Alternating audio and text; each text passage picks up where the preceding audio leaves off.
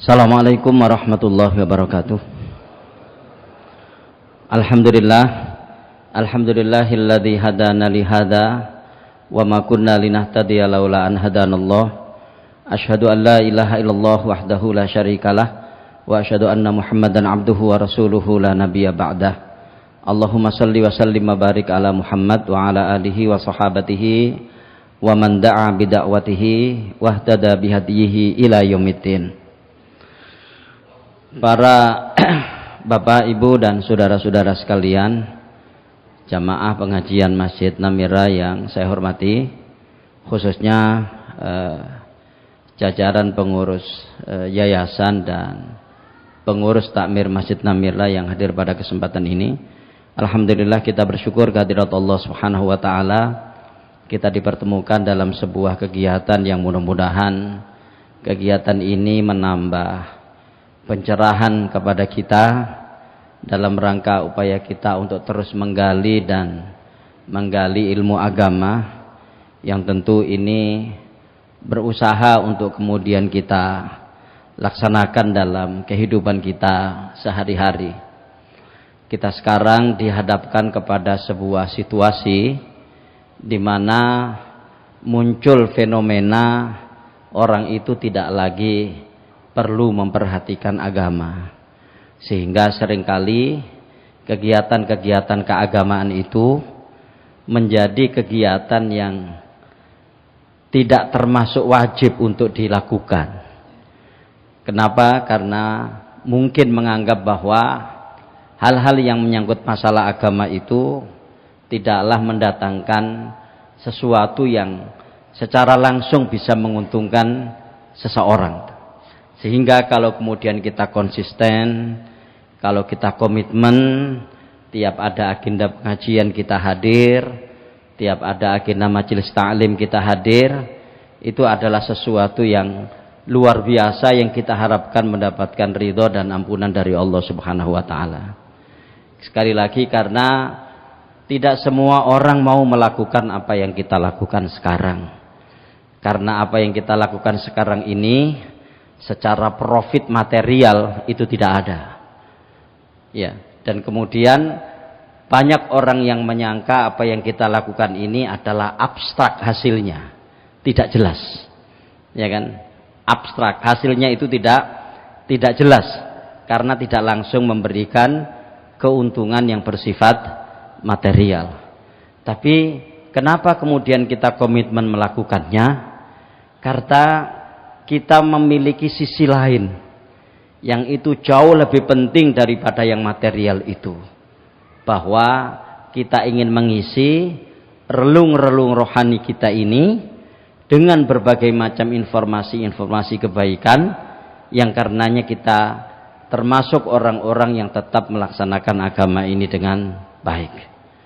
Nah, sekalian, materi yang kita atau judul materi yang ada di depan kita semuanya ini sebetulnya menyangkut masalah itu, bahwa ada situasi-situasi di mana ketika situasi itu dialami seseorang, maka secara tidak sadar orang itu sedang mendatangkan kesulitan di dalam hidupnya.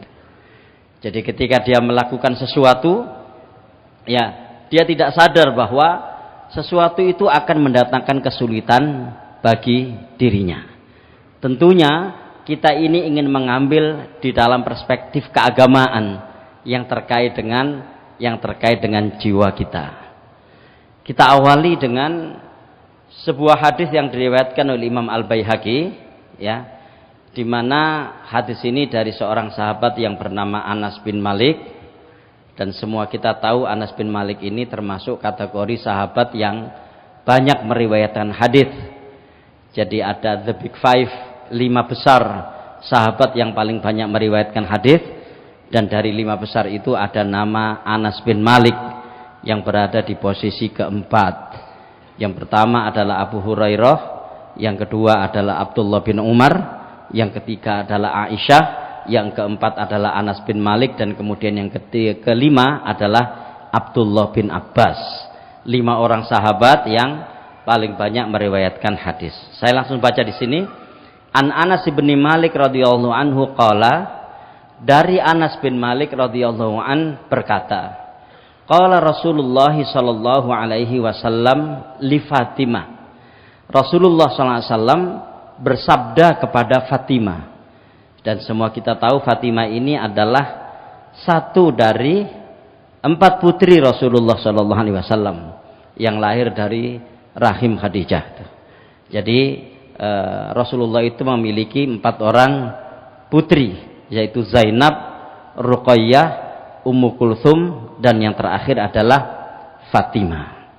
Dan kita juga tahu bahwa Fatimah ini adalah putri Rasulullah SAW yang begitu sangat dicintai oleh beliau. Tapi kemudian Fatimah ini menikah dengan seorang sahabat yang bernama Ali bin Abi Thalib, dan Ali bin Abi Thalib ini tidak lain adalah sepupu Rasulullah SAW. Dan kalau kita lihat di dalam kehidupannya, rumah tangga ini adalah rumah tangga yang penuh dengan berbagai macam kesulitan dalam masalah materi.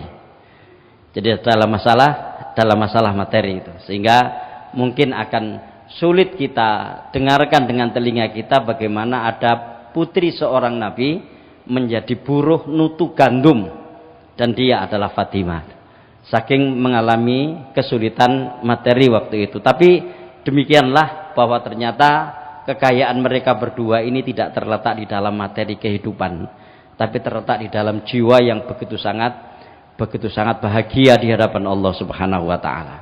Nah, sehingga Rasulullah SAW mengajarkan kepada Fatimah di sini doa untuk mengatasi kesulitan-kesulitan itu. Ya, untuk mengatasi kesulitan-kesulitan itu. Nah, inilah yang diajarkan itu. Jadi, qala Rasulullah sallallahu alaihi wasallam li Fatimah. Rasulullah sallallahu alaihi wasallam bersabda kepada Fatimah radhiyallahu anha, "Ma yamna'uki an tasma'i ma usika bihi." Apa yang menghalangimu untuk mendengarkan wasiatku kepadamu? Antakuli idza asbahti wa idza amsaiti. Hendaklah engkau mengatakan atau berdoa tiap pagi dan sore itu dengan doa ini, ya, dengan doa ini. Nah, apa doanya Bapak sekalian? Doanya adalah ya hayyu ya qayyum bi rahmatika astaghits wa aslih li sya'ni kullahu wa la takilni ila nafsi tarfata ainin abadan. Bapak sekalian, hadis ini sesungguhnya menunjukkan bahwa kesulitan-kesulitan yang dialami oleh seseorang, ya, itu sebetulnya menyangkut 2 kesulitan besar, yaitu kesulitan dalam masalah materi dan kesulitan di dalam masalah jiwa dan mental. Kesulitan yang kedua inilah yang paling berat. Orang boleh saja tetap bisa tenang ketika memiliki kesulitan materi, ketika jiwanya tenang. Tapi betapa sulitnya orang itu ketika jiwanya berantakan, meskipun secara materi dia terpenuhi, dia tidak akan bisa tenang. Ya, dia tidak akan bisa tenang. Banyak orang-orang yang mengalami kesulitan materi, tapi dia tetap bisa tenang. Kenapa? Karena jiwanya sehat, karena mentalnya sehat, karena hatinya sehat. Tapi betapa banyak kita jumpai orang-orang yang berkecukupan secara materi, tapi karena jiwanya berantakan, ya kan, jiwanya mengalami berbagai macam kesulitan, ya kan, akhirnya orang itu hidupnya tidak tenang. Jadi seperti itu. Inilah sehingga kemudian kita perlu untuk memohon kepada Allah Subhanahu wa taala agar terlepas dari kesulitan-kesulitan itu dengan cara berdoa seperti ini.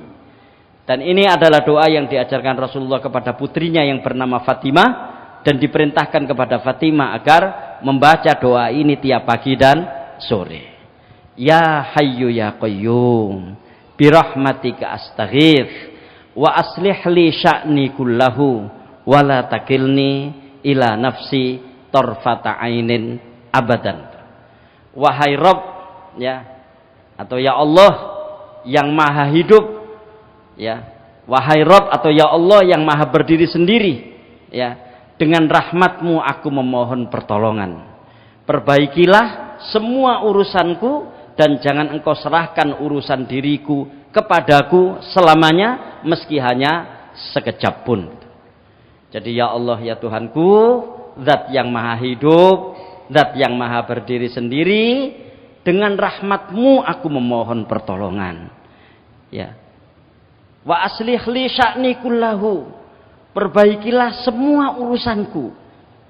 Perbaikilah semua urusanku. Wala takilni ila nafsi tarfata ainin abadan. Dan jangan engkau serahkan diriku kepadaku. Ya, maksudnya jangan engkau biarkan aku begitu. Jadi jangan engkau pasrahkan diriku, jangan engkau serahkan diriku untuk aku urus sedetik pun. Gitu. Nah, sekalian, kalau kita lihat urusan-urusan yang dialami oleh manusia, seringkali manusia akan dihadapkan kepada problem-problem yang dia sendiri tidak tahu bagaimana cara mengatasinya. Ya. Ini saya kira saya beberapa kali menyampaikan bab ini. Ada urusan-urusan, ada persoalan-persoalan yang manusia itu gelap, tidak tahu bagaimana cara mengatasinya. Ya, dia seolah-olah sudah kehabisan kemampuan untuk bisa menyelesaikan masalahnya itu. Dan karena itu dia butuh pertolongan kepada Allah Subhanahu wa taala, zat yang maha menyelesaikan semua urusan. Ya. Dan kalau kita lihat, masing-masing orang itu akan punya kemampuannya sendiri-sendiri untuk menyelesaikan urusannya itu. Tapi ada satu hal yang perlu kita ketahui dalam kehidupan kita ini, bahwa seringkali problem-problem dan masalah-masalah kita itu terkadang lebih cerdas daripada kemampuan kita untuk bisa mengatasinya. Sekali lagi, seringkali problem-problem dan masalah-masalah kita ini, ya kan, itu lebih cerdas daripada kemampuan kita untuk bisa mengatasinya. Sehingga kita perlu butuh kepada pertolongan Allah Subhanahu wa taala. Dan memohon pertolongan kepada Allah Subhanahu wa taala ini adalah bab keyakinan yang fundamental. Bahkan kalau kita lihat di dalam surat Al-Fatihah itu, ya, inti tauhid itu ada dua. Yaitu iyyaka na'budu wa iyyaka nasta'in. Itu inti tauhid. Hanya kepadamu ya Allah kami beribadah, dan hanya kepadamu kami memohon pertolongan. Karena itu tadi, ya kan, karena itu tadi orang akan kadang-kadang dihadapkan kepada sebuah situasi, kepada sebuah persoalan yang dia tidak mampu untuk mengatasinya. Dia pun sulit mencari orang untuk turut serta mengatasinya, dan tidak ada satupun orang yang bisa membantunya untuk menyelesaikan urusan itu. Ya, njaluk tolong tonggone gak iso, njaluk tolong koncone gak iso, ya kan? Itu akan ada situasi-situasi seperti itu. Ya kan? Akan ada situasi-situasi seperti itu. Bahkan terkadang ketika kita minta pertolongan kepada orang, orang itu akan menjelaskan bahwa masalahnya lebih banyak daripada masalah kita. Nek ngono tok emek titik masalahmu iku aku luwih akeh. Ya kan? Kita sudah terlanjur menyampaikan masalah kita kepada orang itu. Kita sudah terlanjur orang itu tahu masalah kita, tapi kemudian dia tidak bisa turut mengatasi masalah kita. Ya Hayyu ya Qayyum, bi rahmatika astaghits. Wahai zat yang maha hidup, wahai zat yang maha berdiri sendiri, bi rahmatika astaghits, dengan rahmatmu aku memohon pertolongan. Wa aslih li sya'ni kullahu, dan perbaikilah semua urusanku. Wala takilni ila nafsi tarfata ainin abadan, dan jangan engkau serahkan urusanku ini kepadaku selamanya meskipun sekejap. Ya, artinya jangan sampai sekejap pun ya Allah engkau biarkan aku, intinya seperti itu. Nah, inilah yang diajarkan oleh Rasulullah SAW kepada putrima yang bernama Fatimah, dan oleh Rasulullah Fatimah Az-Zahra, ya, diperintahkan untuk membaca doa ini tiap pagi dan sore. Nah, sekalian, pada poin berikutnya ini, ya, sebagaimana judul yang kita jumpai, ada kondisi-kondisi di mana kesulitan itu datang. Ya, ada masa-masa atau ada situasi-situasi, ada kondisi-kondisi di mana ketika manusia berada di dalam kondisi itu, suka atau tidak suka, kesulitan hidup itu akan datang. Nah, itu ada beberapa di sini. Makanya saya kasih judul yang mendatangkan kesulitan hidup. Pertama-tama, dan saya kira ini yang paling utama, ya. Dan monggo mari kita perhatikan ini semuanya. Yang pertama-tama mendatangkan kesulitan hidup itu adalah ketika orang itu berpaling dari zikrullah. Ya, berpaling dari zikrullah. Kenapa? Karena ketika orang itu berpaling dari zikrullah, maka akan muncul sebuah situasi yang bernama ta'alluqul qalbi bi ghairillah. Ketergantungan hati kepada selain Allah. Dan ketergantungan hati kepada selain Allah Subhanahu wa taala inilah yang akan mendatangkan kesulitan hidup. Kalau kemudian dia tidak bertaubat atas apa yang dilakukannya itu, maka kesulitan hidup itu akan terus dia bawa sampai hari kiamat nanti. Maka di ayat yang ke-124 dari surat Toha, surat yang ke-20, di situ Allah Subhanahu wa taala berfirman, "Wa man a'radha an dzikri fa innalahu ma'isyatan dzonka." Dan barang siapa yang berpaling dari peringatanku, maksudnya barang siapa yang berpaling dari zikir kepadaku, fa innalahu ma'isyatan dzonka, maka dia akan menjalani kehidupan dunia ini dengan sempit, sumpek, ya. Itu kalau orang berpaling dari zikrullah. Ya, maka naudzubillah min dzalik, kalau kepingin berpaling dari kalau kita ingin mendapatkan berbagai macam kesulitan hidup, berpalinglah dari zikrullah. Naudzubillah, dan tentu kita tidak akan melakukan itu. Itu sebabnya kenapa kita disuruh banyak-banyak berzikir kepada Allah. Dan zikir terbesar kepada Allah Subhanahu wa taala itu adalah salat.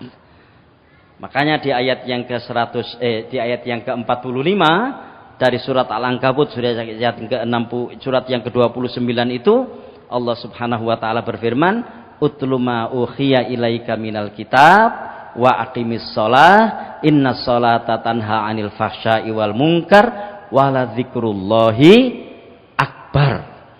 Ini sering kita dengarkan di saat khutbah Jumat, biasanya ketika khatib mengakhiri khutbahnya itu selalu menggunakan kalimat wala dzikrullahi akbar, karena setelah itu akan melakukan sholat, dan sholat itu adalah zikir terbesar. Ya, sholat itu adalah zikir terbesar. Makanya ketika Rasulullah SAW ya tiba dari sebuah peperangan dalam kondisi penat dan seterusnya, waktunya sholat, Bilal langsung disuruh adzan. Arikhna bis sholati ya Bilal, itu rehatkan ya hatiku ini dengan sholat wahai Bilal. Maksudnya Bilal disuruh adzan. Ya, satu ketika Abdullah bin Mas'ud ya diminta Rasulullah SAW membaca Al-Quran. Ya, Abdullah bin Mas'ud mengatakan, "Rasul, bukankah Quran itu diturunkan kepadamu? Kok engkau menyuruh aku untuk membacanya?" "Wahai Abdullah, aku kepingin mendengar suaramu." Ya, aku kepingin mendengar suaramu. Nah, kita semua sudah tahulah ayatnya ini, dan itu sudah sering kita baca ayat itu, sering disampaikan kepada kita, tinggal kita membuktikan. Alladzina amanu wa tatma'innu qulubuhum bidzikrillah, ala bidzikrillahi tatma'innul qulub. Makanya sedang sedih, sedang gelisah, bacalah Al-Quran. Karena Al-Quran itu kalam Allah, membacanya itu adalah zikrullah. Ketika sedih dan gelisah, waktunya sholat, sholatlah.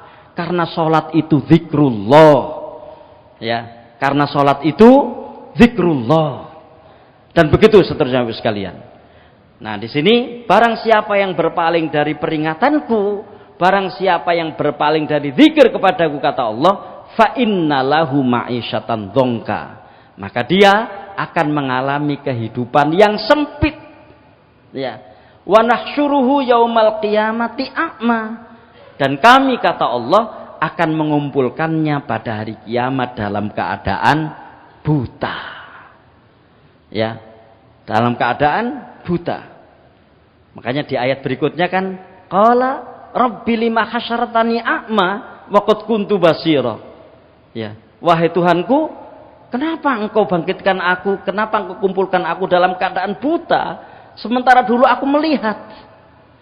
Kata Allah, qala di ayat yang ke-126, qala kadzalika atatka ayatuna fanasitaha. Ya. Jadi demikianlah dulu ketika datang ayat-ayatku kamu melupakannya, ya. Maka saat ini kamu dilupakan.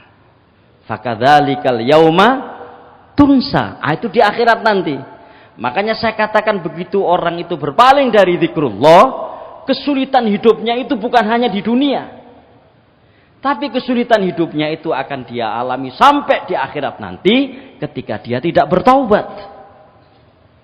Dan saya Bapak sekalian, mohon maaf kalau saya boleh menyimpulkan, pengajian kita itu tujuannya.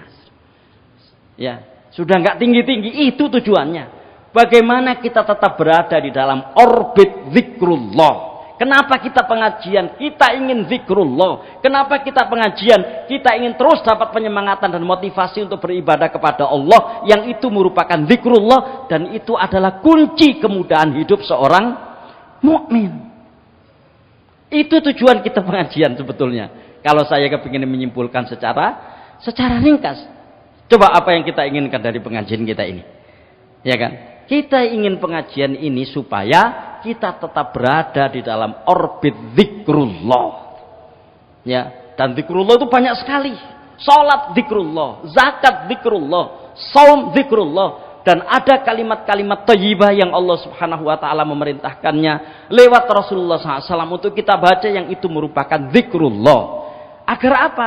Agar orang itu selalu sambung kepada Allah Subhanahu wa ta'ala. Karena begitu orang itu terpisah hubungannya dari Allah Subhanahu wa ta'ala, maka dia akan sambung dengan selain Allah. Itulah yang akan mendatangkan kesulitan hidup. Ya kan? Begitu orang itu dalam kehidupannya tidak sambung kepada Allah, maka akan sambung dengan yang lainnya. Dan semua akan mengalami masalah itu. Semua akan terkena masalah itu ketika orang itu dalam kondisi lengah dan sedang tidak sambung dengan Allah Subhanahu wa ta'ala. Kenapa kita ibadah? Kita ingin sambung kepada Allah Subhanahu wa ta'ala. Dan kalau kita lihat di dalam doa yang awal tadi, itu kan seolah-olah Rasulullah SAW ingin memberitahu kita untuk mentajdid, memperbaharui tingkat ketersambungan kita dengan Allah Subhanahu wa ta'ala dalam berbagai macam ibadah yang kita lakukan. Gitu. Itu yang pertama. Jadi yang pertama-tama yang akan mendatangkan kesulitan hidup itu adalah ketika orang itu berpaling dari zikrullah. Yang kedua, ya, yang akan mendatangkan kesulitan hidup itu adalah durhaka kepada orang tua. Ini hadis Bukhari itu. Ya. Jadi wis tak gak ono enake wong sing durhaka nang ngene wong tuane itu. Ya. Ini rumus dari Nabi Muhammad SAW. Tidak ada enaknya orang itu durhaka kepada orang tuanya. Ya. Mungkin ketika seseorang durhaka kepada orang tuanya, buktinya aku ya seenak, aku cik suge, dan seterusnya dan seterusnya. Ingat Bapak sekalian, ungkapan-ungkapan seseorang yang durhaka kepada orang tuanya, yang mengatakan dirinya itu enak, sesungguhnya dia itu sedang menutupi ketidakenakannya. Ya kan? Sedang menutupi kegalauannya. Dan inilah yang kadang-kadang sering kita jumpai. Dalam rangka menutupi kegelisahannya, dia tampakkan kepada orang seolah-olah dia tidak gelisah. Untuk menutupi kesedihannya, dia tampakkan kepada orang seolah-olah dia tidak sedih. Ya. Makanya kan kita sering kan ketika berhadapan dengan orang dengan muka yang pucat dan seterusnya, ya. Terus kita tanya, "Kono mikir apa sih?" Gak mikir apa-apa, padahal sing dipikir iku akeh. Sering kan kita jumpai seperti itu kan? Jadi ada situasi-situasi itu di mana ketika orang itu sedih, dia ingin menutupi kesedihannya itu di hadapan orang lain. Begitulah orang-orang yang melakukan ini. Seolah-olah ketika durhaka kepada orang tua itu gagah. Enggak. Orang durhaka kepada orang tua, sekalian, itu secara tidak sadar dia sedang mendatangkan kesulitan dalam hidupnya. Ini hadisnya. Ini hadisnya riwayat Imam Bukhari ini. Kullu dzunubin yuakhirullahu minha ma syaa'a ila yaumil qiyamah. Semua dosa itu, ya kan, akan ditunda hukumannya menurut kehendaknya, maksudnya menurut kehendak Allah Subhanahu wa taala sampai hari kiamat nanti. Kecuali ya, siksa atau hukuman terhadap perbuatan melanggar hak orang lain atau al-baghyu wa uququl walidain, dan durhaka kepada orang tua atau memutus silaturahim. Ya, jangan dicoba. Ya, tak coba memutus silaturahim kira-kira enak tagak aku. Jangan. Ya. Karena pasti ini. Saya tak coba durhaka pada orang tua saya, pasti. Dan sekalian kalau kita lihat dalam Al-Qur'an tuh ya. Itu kan doa untuk mendoakan orang tua itu langsung ada di Quran. Ya, Rabbirhamhuma kama rabbayani shaghira. Ya kan? Nah, jadi kelihatannya sih sederhana aja gitu. Makanya jangan coba-coba durhaka kepada orang tua. Bahkan kalau kita lihat, jangankan durhaka kepada orang tua, ada indikasi durhaka kepada orang tua saja. Indikasi ini itu nggak boleh. Apa indikasinya? Wala taqul lahuma uffid. Jangan kamu mengatakan kepada orang tuamu. Ya. Kan sebetulnya bukan persoalan kalim atau kata itu kan. Itu kan paling banyak kan berapa itu? 3 huruf ya. Kalau A-nya 1 dan H-nya kita buat 2 misalnya. Sederhana kan? Tapi kan kata itu muncul dari kejengkelan hati. Itu persoalannya. Ya. Kata itu muncul dari ketidakenaan hati, kejengkelan hati, yang mungkin hanya terungkap lewat satu kata yang terdiri dari hanya 3 huruf itu. Gitu. Itu saja nggak boleh sebagai sebuah indikasi kedurhakaan. Apalagi naudzubillah min dzalik sampai membentak, sampai gak wawu mbek wong tuane, ya kan?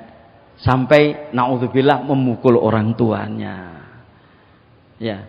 Dan Bapak Ibu sekalian, ada sebuah situasi yang kita hadapi sekarang ini, di mana ketika dunia ini semakin maju secara sains dan teknologi, ya, itu seringkali terjadi penggerogotan secara sistematis adab-adab sosial. Ya, penggerogotan secara sistematis adab-adab sosial. Bahkan kalau kita lihat di sekolah-sekolah anak-anak kita sekarang ini, ya, pelajaran-pelajaran yang terkait dengan masalah itu sudah semakin lama semakin menipis. Dulu ketika kita masih kecil, ya kan, dan kita lewat, kemudian di depan kita itu ada orang tua, maka kita akan sedikit menundukkan tangan kita ke bawah begini sambil jalan pelan-pelan. Dulu. Ya, sekarang sudah tidak ada seperti itu. Dulu, ya kan, ketika kita diajar oleh guru kita atau kiai kita begini ini, kemudian selesai, itu kita, ya kan, tidak langsung balik kanan, yang kemudian kita membelakangi Pak Guru itu, tapi kita pelan-pelan berjalan mundur supaya jangan sampai kita membelakangi guru kita. Sekarang adab-adab seperti itu sudah mulai mengalami penurunan.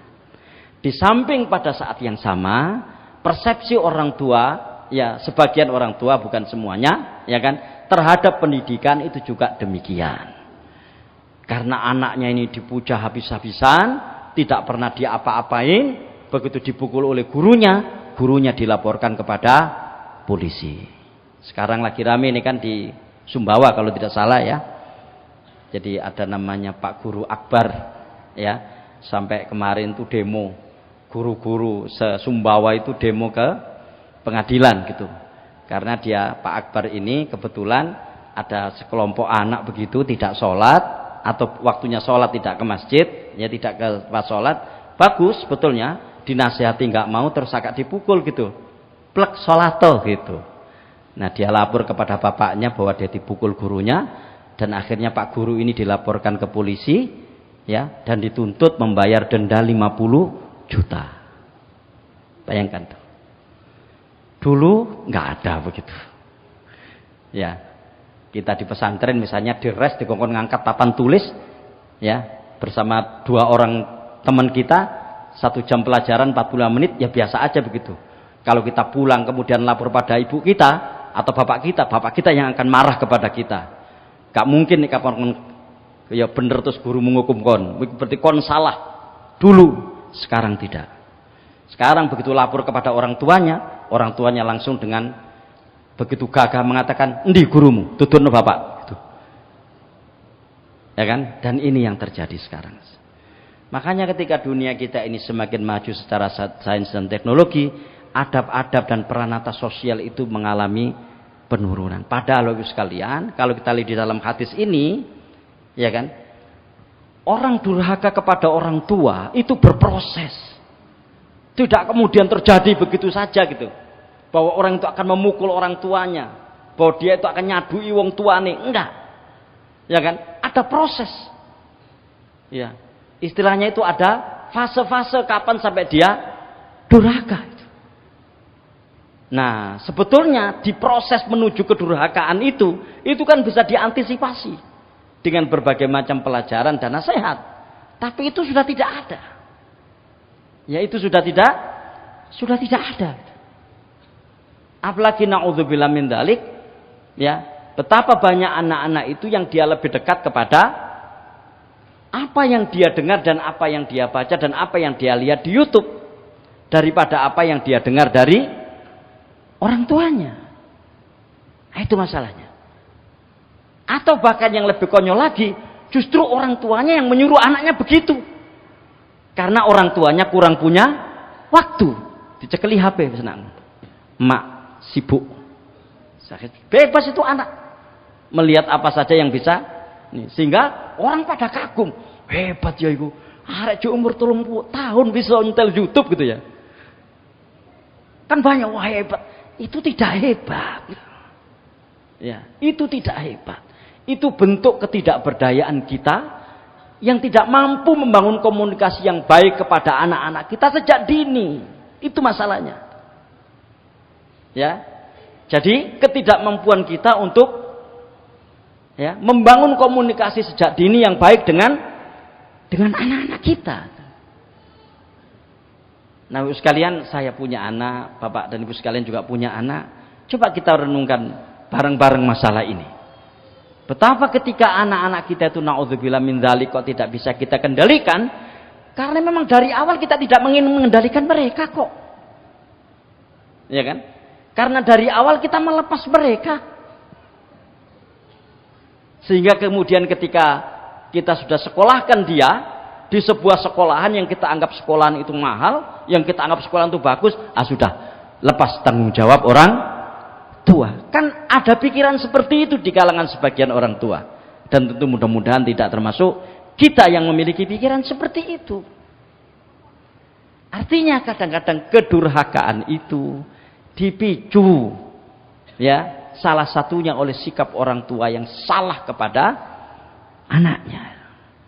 Saya terus terang kalau memikirkan bab ini takut, ya kan, takut banget.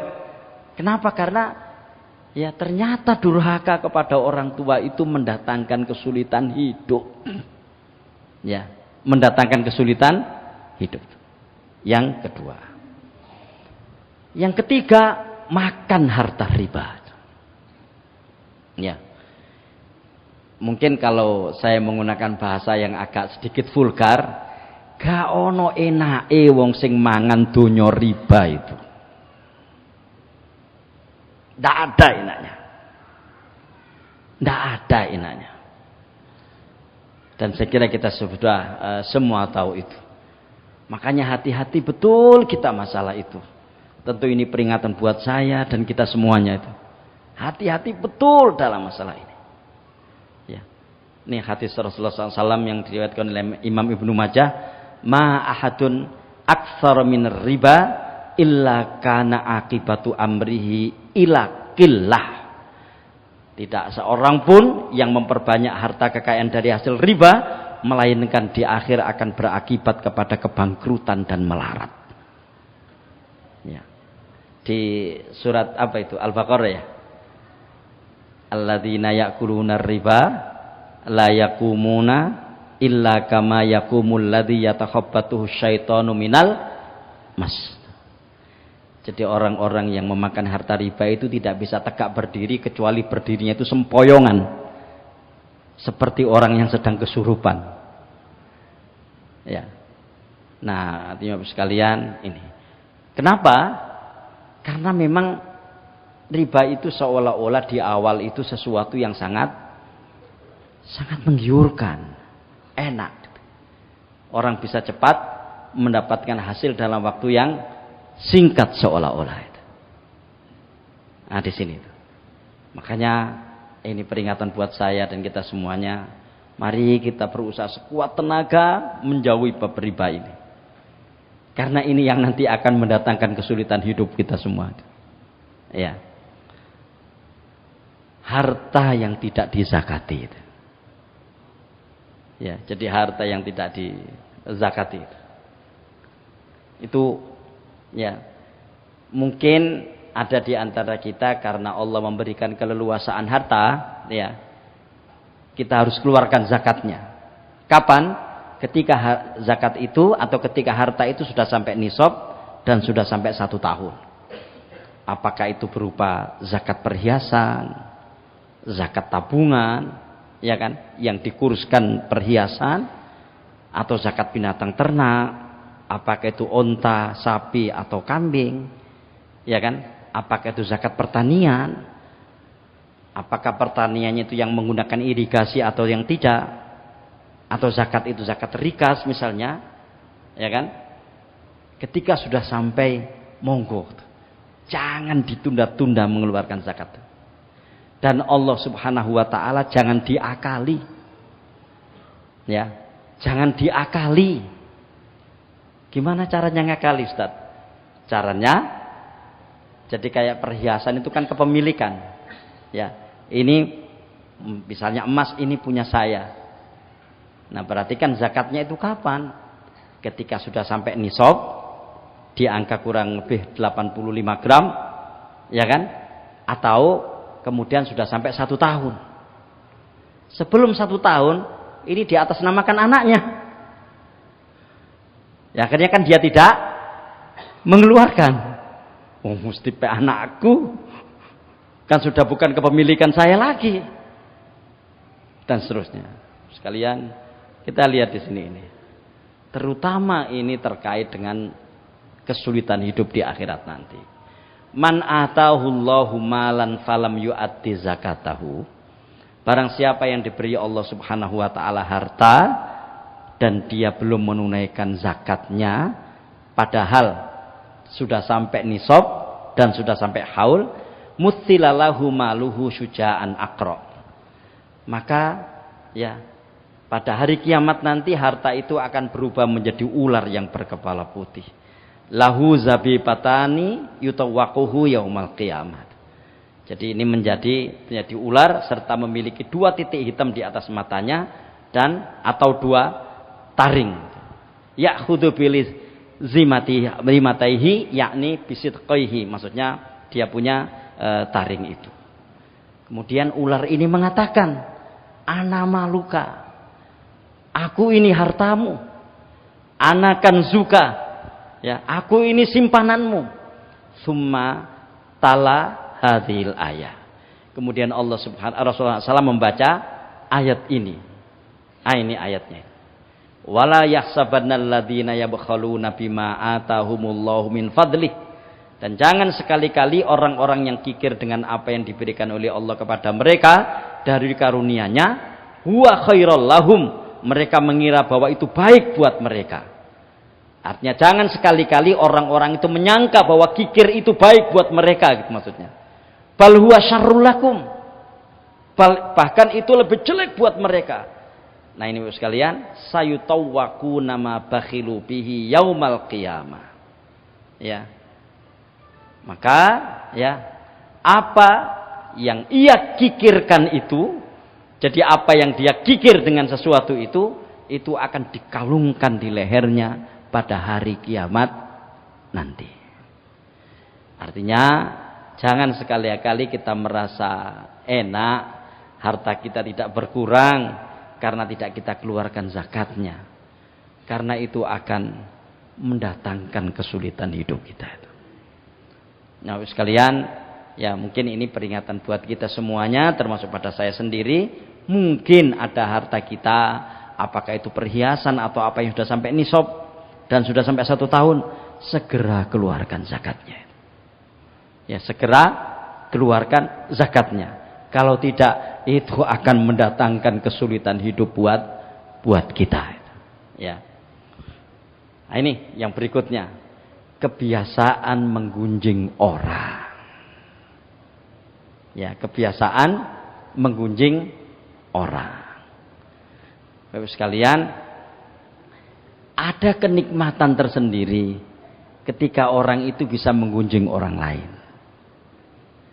Kadang-kadang ada kenikmatan tersendiri ketika orang itu bisa ghibah terhadap orang lain. Ya. Dan di dalam Al-Quran kalau kita lihat, ghibah itu diumpamakan oleh Allah Subhanahu wa ta'ala dengan perumpamaan yang sangat-sangat dahsyat jeleknya. Ya. Ya ayyuhalladzina amanu ijtanibu katsiran minadh-dhon inna ba'dadh-dhonni itsmun wala tajassasu wala yaghtab ba'dukum ba'd. Apa perumpamaannya? Ayuhibbu ahadukum an ya'kula lahma akhihi maitan. Apakah kamu suka memakan bangkai saudaramu? Jadi bagaimana ghibah itu diumpamakan memakan bangkai saudaranya sendiri. Ya. Jadi kanibal, orang yang ghibah itu statusnya sama seperti kanibal yang memakan daging saudaranya sendiri. Ya. Jadi artinya ghibah itu mendatangkan kesulitan hidup. Dan sekarang ini Bapak sekalian, di era sebagaimana yang sekarang ini kita hidup, Bapak sekalian, itu ada berbagai macam cara orang itu untuk bisa menjelek-jelekan orang lain. Ya, dan cara-cara itu didukung penuh oleh sains dan teknologi itu. Mungkin sudah banyak yang sering dengar ya. Ada yang namanya artificial intelligence. Ya, jadi ada artificial intelligence itu. Saya ketika benci sama Pak Tarjo misalnya, maka saya ambil fotonya Pak Tarjo atau videonya Pak Tarjo yang sedang ngomong, di mana omongannya itu saya ganti dengan omongan jelek, misalnya meso apa dan seterusnya gitu, ya kan? Akhirnya saya sebar itu, delon Pak Tarjo, omongan elek ini, sama entah. Padahal nggak ngomong sama sekali itu, dia nggak ngomong itu sama sekali. Makanya jangan heran kalau dulu Donald Trump ketika jadi presiden gitu ya, dia bisa ceramah bahasa Arab. Ya, Ronaldo bisa nyanyi sholawat ketika dikontrak kesebelasan Arab Saudi. Ya kan? Kan kita dapat seseran itu kan, dan persis apa gerakan bibir atas dan bibir bawahnya itu. Assalamualaikum. Ya itu kan persis gitu. Ronaldo. Coba kapan belajarnya dia nyanyi lagu seperti itu? Artificial intelligence. Bisa kita pakai ngangkat orang bahwa orang ini cerdas atau pintar, bisa juga kita pakai jelomprongkan orang serendah-rendahnya itu. Ya kayak itu tadi. Dia nggak ngomong seperti itu, tapi kemudian kita desain sedemikian rupa, dia ngomong seperti itu. Makanya sekarang itu sulit membedakan mana yang hoak dan mana yang tidak itu. Sama seperti editan gambar itu kan ya. Tiba-tiba saja naudzubillah ada orang yang berpakaian tidak senonoh begitu, kemudian kepalanya kita potong, kita ganti kepalanya orang yang kita benci, kita taruh di situ. Tuh lihat itu pakaiannya tidak senonoh, luar biasa kan. Dan ini yang sekarang terjadi, apalagi ketika sudah mau pemilu seperti ini, ya kan, akan gampang itu semuanya dilakukan. Sehingga Bapak Ibu sekalian, menggunjing orang itu ternyata ada teknologinya. Ghibah itu ada teknologinya. Kenapa? Karena dia bisa membuat pembuktian. Ya itu loh begini dan seterusnya. Bisa kita ambil gambarnya orang itu. Wong sekarang foto itu bisa ngomong sendiri, bisa kok di apa? Saya nggak tahu itu gimana caranya itu.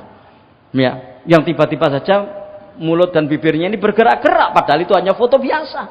Di ini edit sedemikian rupa, kita nggak tahu gimana caranya. Makanya gampang. Naudzubillah. Itu akhirnya saya berpikir, saya menemukan kekuatannya itu di sini ini. Kenapa itu mendatangkan kesulitan hidup? Karena apa? Karena orang yang melakukan itu, dia sedang mendatangkan kesulitan bagi orang lain. Wajarlah kemudian kalau Allah Subhanahu wa taala membalasnya dengan kesulitan yang dia alami karena dia mendatangkan kesulitan bagi orang lain. Itu. Ya. Makanya sekarang pakar dalam bidang itu mahal harganya. Ini editan atau tidak? Ini betul-betul dia yang mengatakan atau tidak? Ya.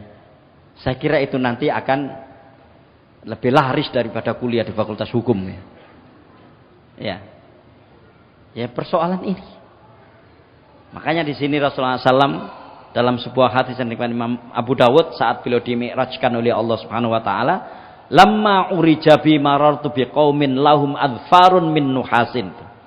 Ketika mi'raj ke langit, aku melewati satu kaum yang mencakar-cakar wajahnya dan dada mereka dengan kuku yang terbuat dari timah. Yakhmusyuna wujuhahum wasuduruhum. Jadi dia mencakar-cakar wajahnya dan mencakar-cakar dadanya.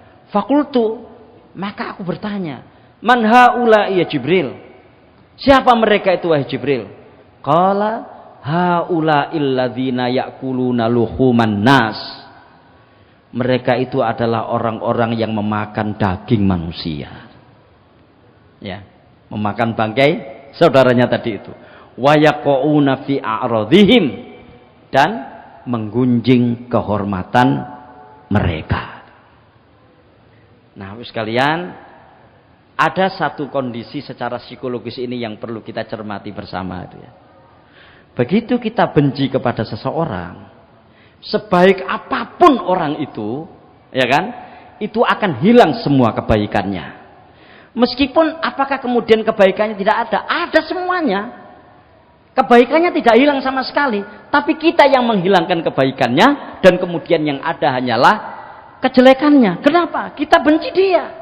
Sama ketika kita mencintai seseorang, hilang semua kejelekannya, yang ada hanyalah kebaikannya.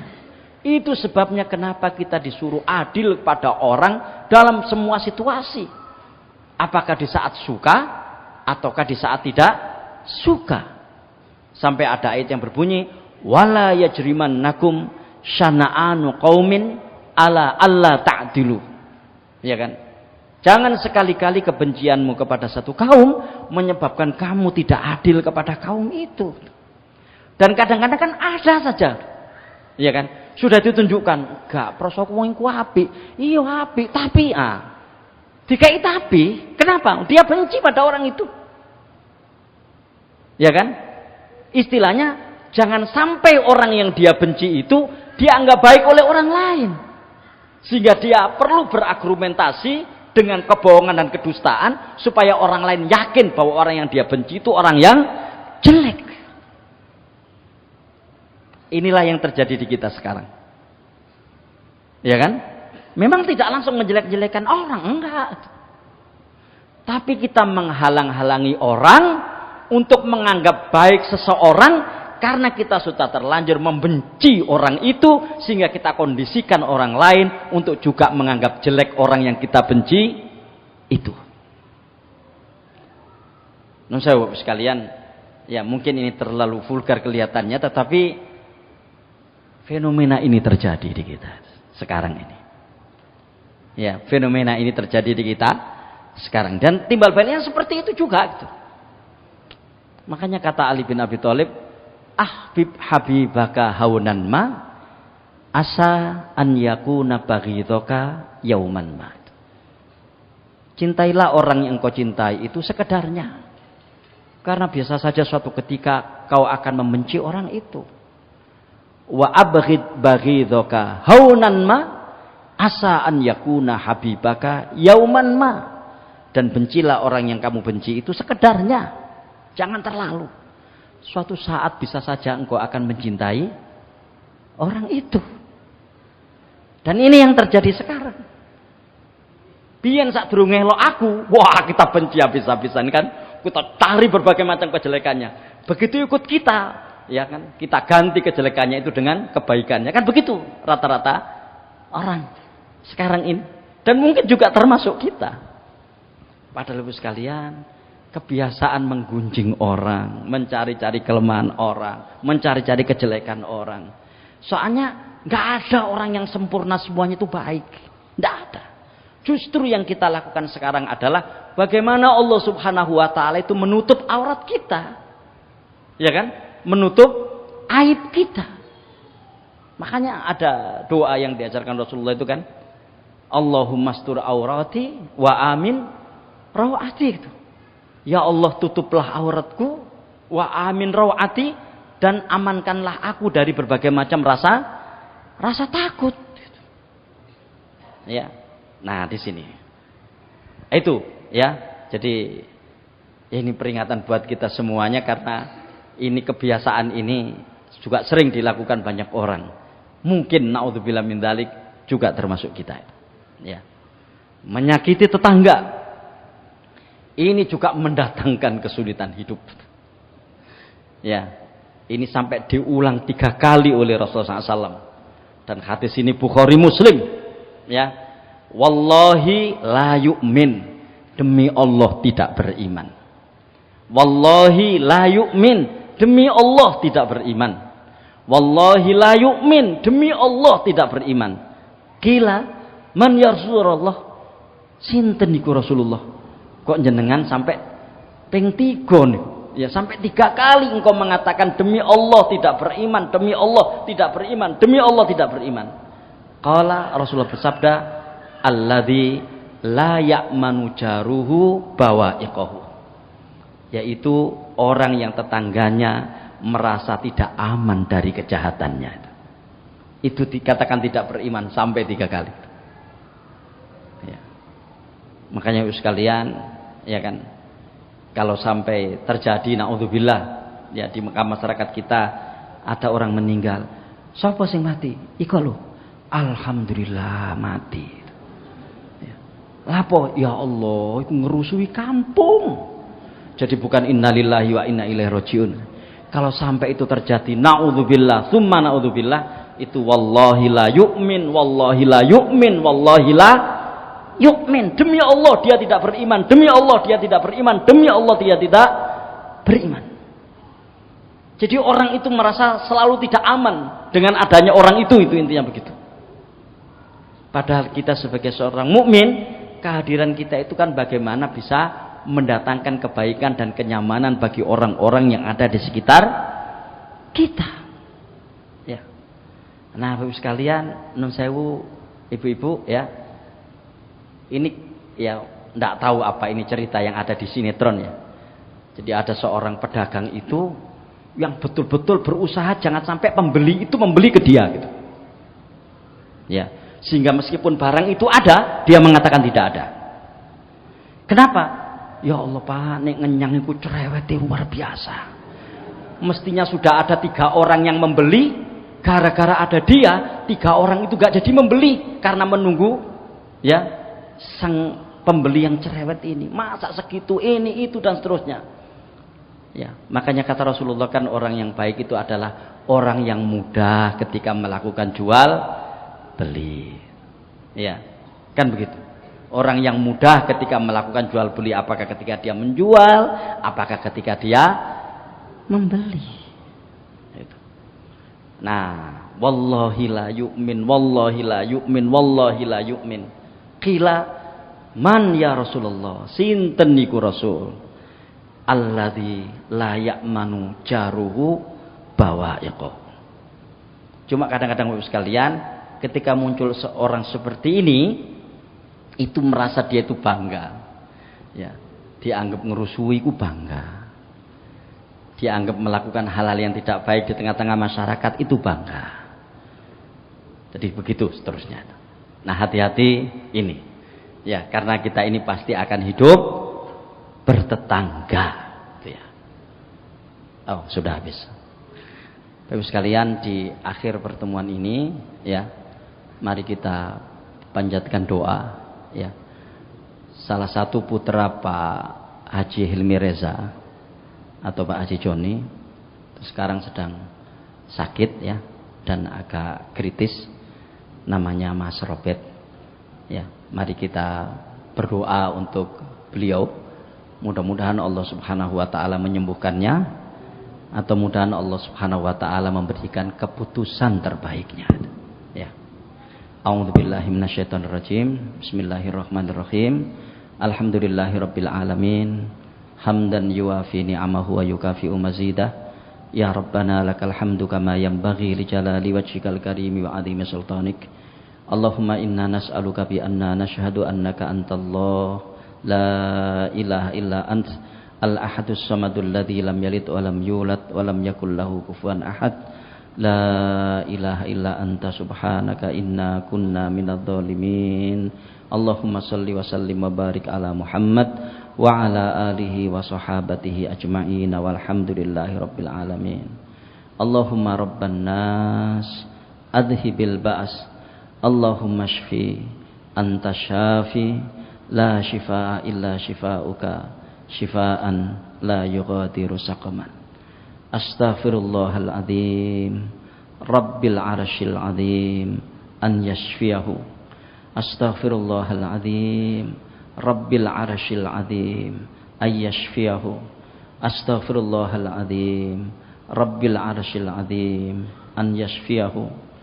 Astaghfirullahal azim rabbil arsyil azim an yashfiyahu. Astaghfirullahal azim rabbil arsyil azim an yashfiyahu. Astaghfirullahal azim rabbil arsyil azim an yashfiyahu. Astaghfirullahal azim rabbil arsyil azim an yashfiyahu. Rabbana taqabbal minna innaka antas samiul alim wa tub alaina innaka antat tawwabur rahim. Rabbana atina fid dunya hasanah wa fil akhirati hasanah wa qina adzabannar wa adkhilnal jannata ma'al abrar ya aziz ya ghaffar ya rabbal alamin. Wa subhana rabbika rabbil izzati amma yasifun wa salamun alal mursalin wa akhiru da'wana anil hamdulillahi rabbil alamin. Assalamualaikum warahmatullahi wabarakatuh.